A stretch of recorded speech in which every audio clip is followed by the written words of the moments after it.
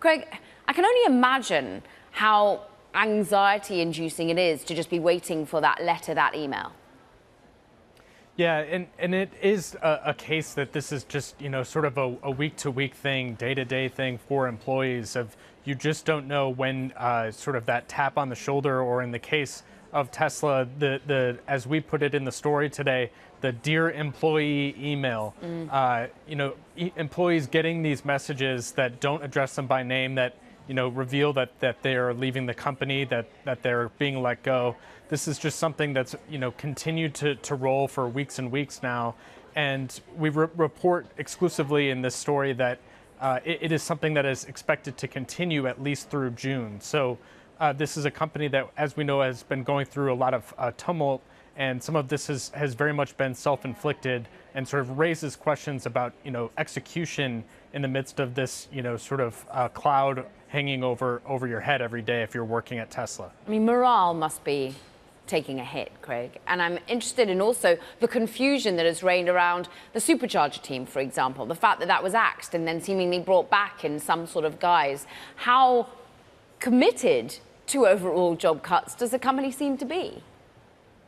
I think that particular aspect of these job cuts has been really disruptive, and also just really raised a lot of questions about what the heck is going on here, because it is kind of a crown jewel within the company. It may or may not have been necessarily making a ton of money for the company directly, but the fact that they were able to offer such a superior charging experience to other charging networks, and even able to get the rest of the industry to jump on board with their plug design. I mean, that just was a show of force on the part of the company last year, that they were literally able to get the entire industry to say, you know what, this is the better plug.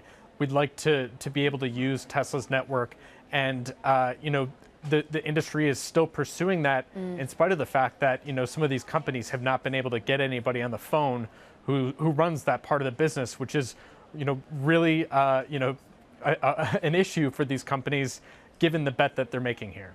Craig, let's play devil's advocate and try and focus in who's still passionate, who's still working, who's still enthused to be building over at Tesla, because it is still for many a completely earth-altering kind of a business to be playing a part in. Is anyone still feeling galvanized?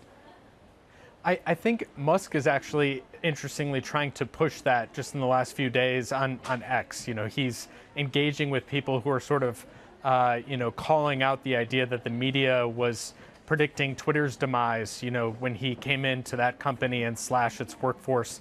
And a lot of his, fans on there are kind of, speaking to this idea of, everything's fine, nothing has gone wrong. I think, that is, an interesting thing for him to be sort of engaging with just in the last few days. And I think, may or may not be a sort of nod to this idea that there are very, similar, tropes showing up in the way that these job cuts are being reported, both internally and externally among the media.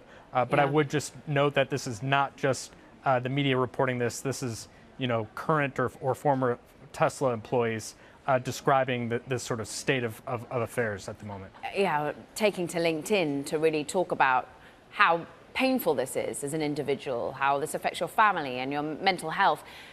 Let's just think about whether it affects demand, though, Craig, because for many, this does impact the brand. Yeah, and I think there's a very interesting question about, whether or not the company is able to execute in spite of all this. We, within the story, speak to this idea that, the sales staff is being affected. There were some workers that, flagged the idea that, because they were cut, they had a real concern about whether or not that was going to have an effect on, the ability of the company to close deals, to bring the customer along the journey of coming to grips with spending tens of thousands of dollars on a Tesla, as opposed to the growing number of options that are now in the EV market.